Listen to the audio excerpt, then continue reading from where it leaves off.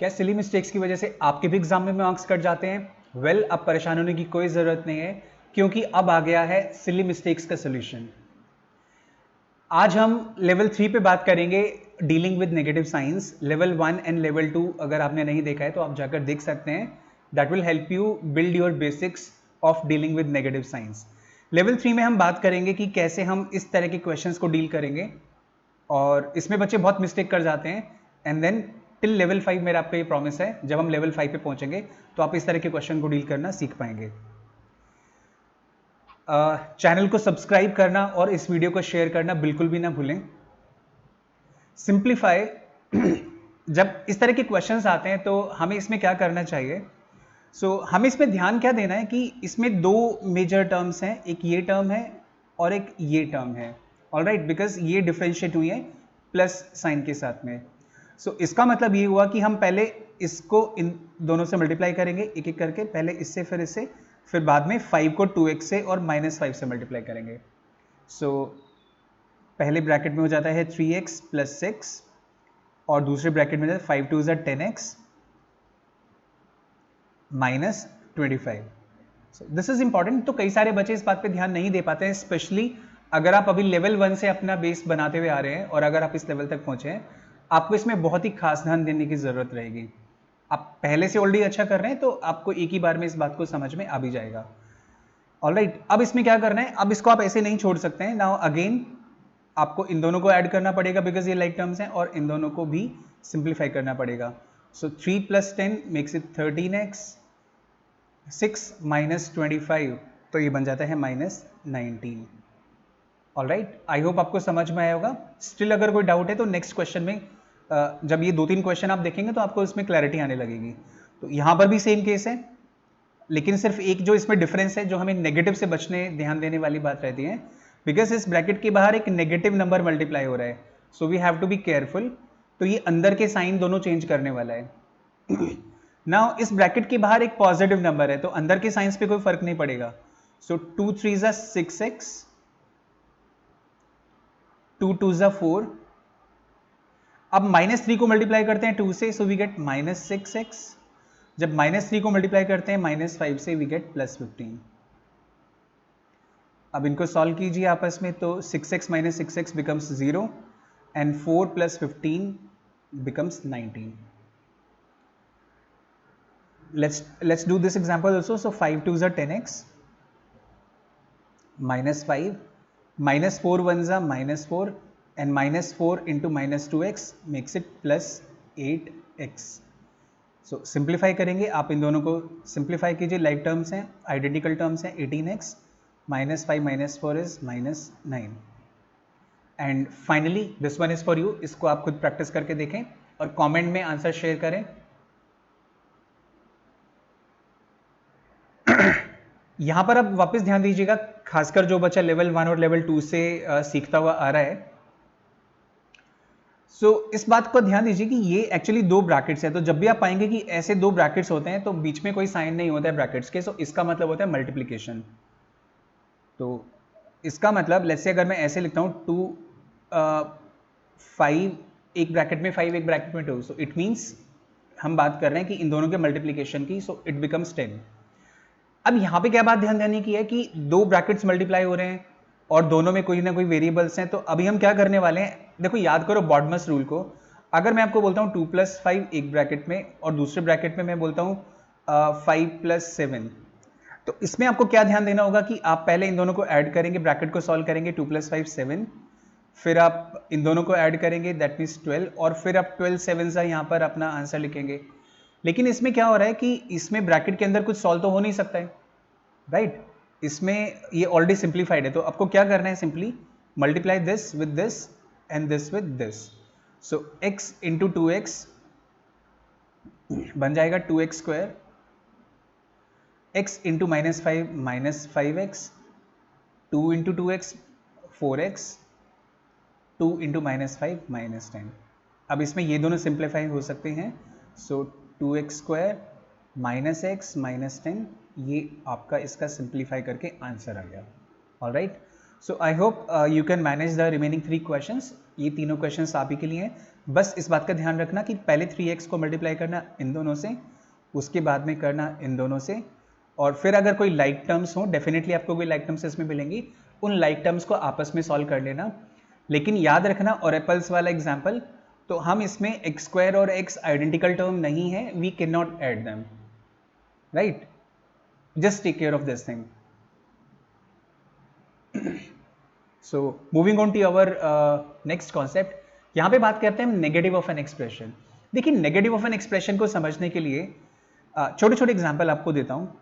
Let's say मैंने आपको बोला 5 का नेगेटिव आप बताइए, तो 5 का नेगेटिव होगा -5। मैं आपको बोलता हूँ -10, इसका नेगेटिव बताइए, तो आप बोलेंगे कि सर ये तो पहले से नेगेटिव है, इसका नेगेटिव क्या होगा? भाई देखो बहुत सिंपल है, किसी भी नंबर का नेगेटिव निकाला जा सकता है, चाहे वो नंबर पॉजिटिव है या नेगेटिव है, उसका भी नेगेटिव निकाला जा सकता है। तो आप ऐसा बोल सकते हैं माइनस ऑफ -10, ऐसा तो बोल सकते हैं ना। नेगेटिव नंबर का भी नेगेटिव होता है, just take care of this thing.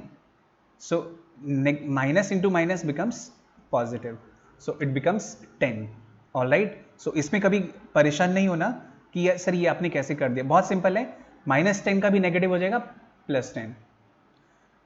Let's say मैं बोलता हूँ 2x, तो 2x का नेगेटिव हो जाएगा -2x।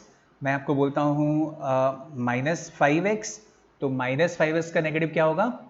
Absolutely correct, it will be 5x। अभी मैं अगर आपको बोलता हूँ, जैसे यहाँ पर हमने एक एग्जांपल लिया 5xy², इसका नेगेटिव क्या होगा? -5xy², alright. तो ये तो बात थी मोनोमियल्स की, मोनोमियल्स मतलब एक ही टर्म, राइट? चलो यहाँ पे काम करते हैं, टर्म के बारे में भी बात कर लेते हैं, बिकॉज उससे आपको बहुत हेल्प मिलेगी। अच्छा मुझे ये बताइए इसमें कितनी टर्म्स हैं? So how many terms are there? तो अगर तो आपका आंसर है इसमें 5 टर्म्स, तो ज़्यादातर बच्चे इसमें मुझे बोलते हैं सर इसमें 5 टर्म्स हैं, तो बेटा आपका आंसर एकदम गलत है। बिकॉज टर्म्स की जब हम डेफिनेशन पढ़ते हैं ना, तो हम बोलते हैं कि terms are separated by plus और माइनस साइन। तो चलिए, तो फिर अगर मैं आपसे ये पूछता हूं कि इसमें कितनी टर्म्स हैं, राइट? तो अब आप बोलेंगे कि हाँ ठीक है सर, आपने बोला था कि मल्टीप्लीकेशन से डिफरेंट नहीं होती हैं, प्लस से डिफरेंशिएट की जा सकती हैं, तो फिर आपका आंसर हो सकता है 5 टर्म्स।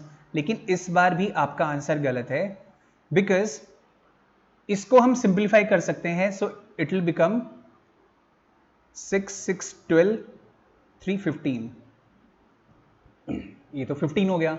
अब बताओ ये कितनी टर्म्स हैं? ये तो एक ही टर्म है, राइट? ऐसे ही हम इसको भी मल्टीप्लाई कर सकते थे और एक ही नंबर हमारे पास आ जाता। तो एक्चुअली हम टर्म्स को कैसे देखते हैं? टर्म्स को हमें देखना चाहिए जैसे कि x + 5, क्या इनको सिंप्लीफाई किया जा सकता है? नहीं। So now they are 2 terms. अगर मैं आपको बोलता हूं x + 3x + 7x, how many terms are there? हमें देखने में लग रहा है कि 3 टर्म्स हैं, लेकिन ये तीनों की तीनों टर्म्स आपस में सिंप्लीफाई होकर इनको ऐड किया जा सकता है। तो 7 + 3 बनेगा 10, + 1 ये बन जाएगा 11x। So actually there is only one term, x² y + yx² + 3xy। Now how many terms are there? तो बाहर से देखने में लग रहा है 3 टर्म्स हैं, x² y और yx² एक्चुअली ये दोनों आइडेंटिकल टर्म्स हैं, तो ये ऐड हो जाएंगी, it will become 2x² y + 3xy, right? So मैं इसको यहाँ पर फिर से लिख देता हूँ, 2x² y + 3xy। सो ये बन जाती हैं again 2 terms. So we have to take care of this thing, the number of terms. Now let's say अगर 2 टर्म्स वाला कोई एक्सप्रेशन है x + y, तो अब मैं आपको बोलता हूँ इसका नेगेटिव बताइए क्या होगा? तो आप बोलेंगे नेगेटिव ऑफ x + y। इसको जब आप फर्दर सिंप्लीफाई करेंगे you will get -x - y, right? अगर मैं आपको बोलता हूँ बताइए x - y का नेगेटिव क्या होगा, तो आप बोलेंगे negative of x - y, which can be written as -x + y, alright? तो x - y का नेगेटिव क्या है? -x + y। लेकिन क्या मैं इसको ऐसे लिख सकता हूँ y - x? भाई कम्यूटेटिव प्रॉपर्टी है ना, 2 + 3 भी 5 होता है, और 3 + 2 भी 5 होता है, और 2 + 3 भी 5 होता है। तो मैंने इसको y - x लिखा या -x + y लिखा, it's one and the same thing, right?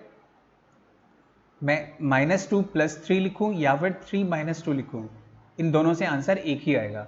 Similarly x minus y का नेगेटिव क्या है, y माइनस एक्स। जो आपको बताने का पर्पस था वो यही था। a माइनस बी का नेगेटिव क्या है, अगर आप डायरेक्टली देखेंगे तो आप डायरेक्टली लिख सकते हैं b माइनस ए। आप स्टेप बाय स्टेप जाके देखेंगे तो ऐसे भी कर सकते हैं, बट आप डायरेक्टली बोल सकते हैं कि a माइनस बी का नेगेटिव b माइनस ए, p माइनस क्यू का negative q minus p, m minus n का negative. So the only purpose of taking these many example is ताकि आपके दिमाग में ये बात एकदम अच्छे से सेट हो जाए कि p माइनस क्यू का नेगेटिव q माइनस p, और उसको आप स्टेप बाय स्टेप कर भी सकते हैं। इस बात का बहुत बेनिफिट होने वाला है। बहुत सारे बच्चे ना इसमें जब भी ये कोई कॉन्सेप्ट किसी क्वेश्चन में आता है, जैसे ट्रिग्नोमेट्री में एक क्वेश्चन आता है, तो वहां पे बच्चे फंस जाते हैं। अपने आप से तो बच्चे उसको सॉल्व कर ही नहीं पाते हैं, उस बात को समझने में दे टेक 2 3 4 5 मिनट्स, बट इस चीज को हम शुरू से ही मास्टरी कर सकते हैं इस पे। अब अगर ट्राइनोमियल्स की बात करूं, लेट्स से मैंने आपको बोला p plus Q plus R, तो इसका नेगेटिव क्या होगा, minus of p plus Q plus R. और जब आप इस ब्रैकेट को ओपन करेंगे so you will find minus P minus Q minus R, right. And अगर मैं बोलता हूं कि p minus Q minus R, so now what will you say, you will say negative of p minus q minus r, and finally what you will get minus p plus q plus r। और इसी को आप ऐसे भी लिख सकते हैं q plus r minus p।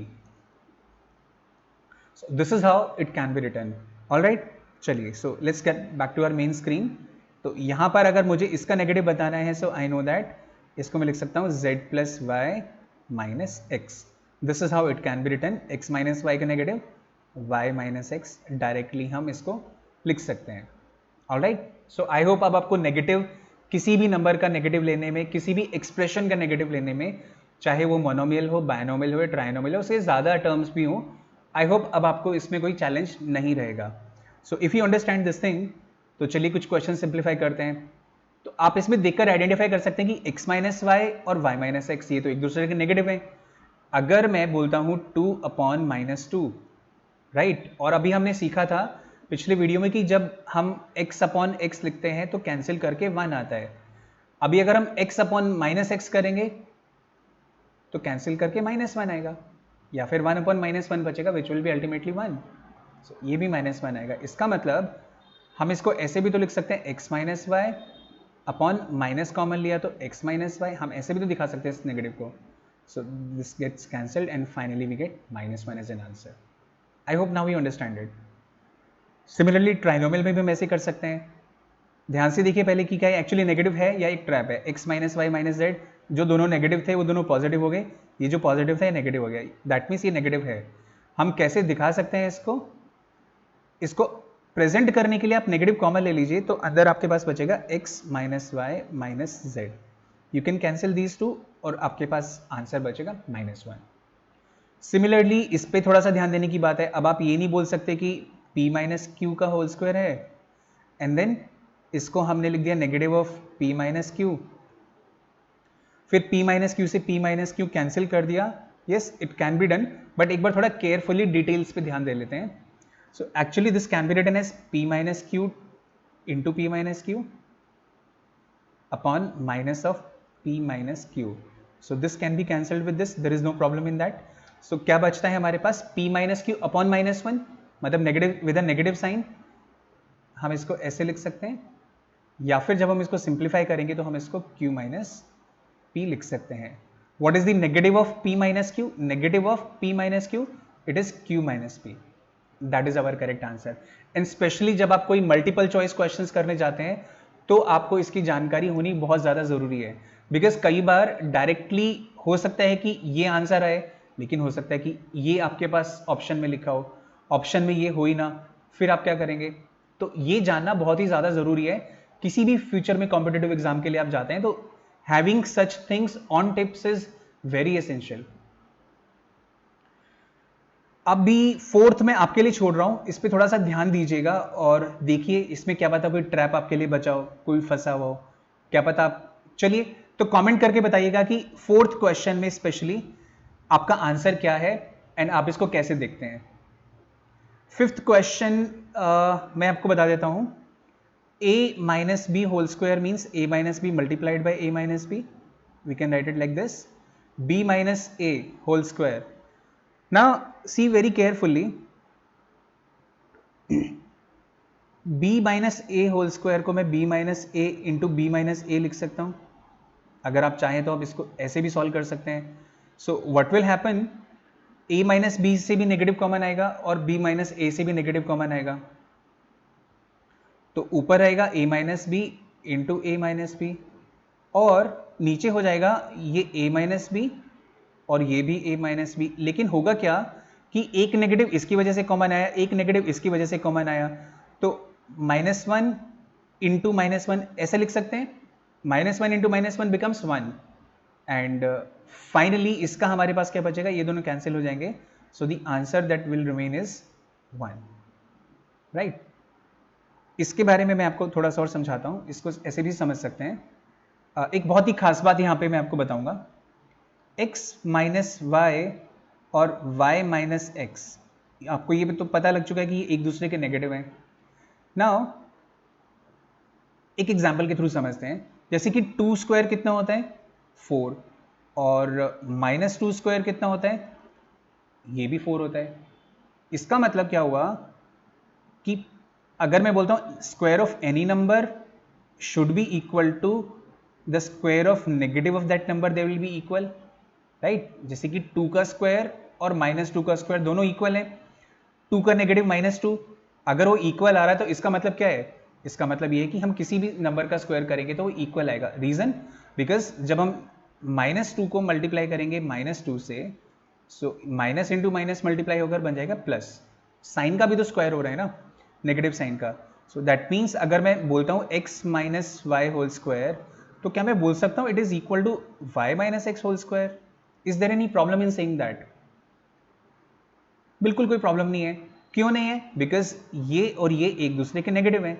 जैसे कि हमने लिखा p और हमने लिखा -p, तो let's say if x minus Y is p, तो y minus X is -p. तो इसका स्क्वायर और इसका square both are equal. Now that is how we can say this is a very important property जिसको आप directly learn कर सकते हैं.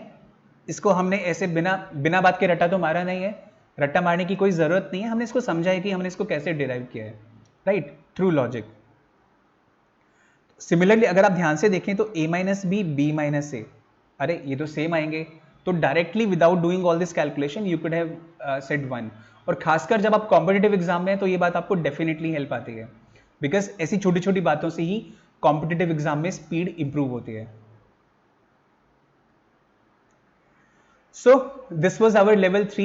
Now in the next video we'll move on to level 4. These are sample questions of level 4. So I would request कि आप इस channel को definitely subscribe कीजिए, और अगर आपको वीडियो अच्छा लगा तो इस वीडियो को अपने दोस्तों को शेयर करना ना भूलें, क्योंकि उनको भी तो मिलेगा सिली मिस्टेक्स का solution. So till then keep learning and stay happy.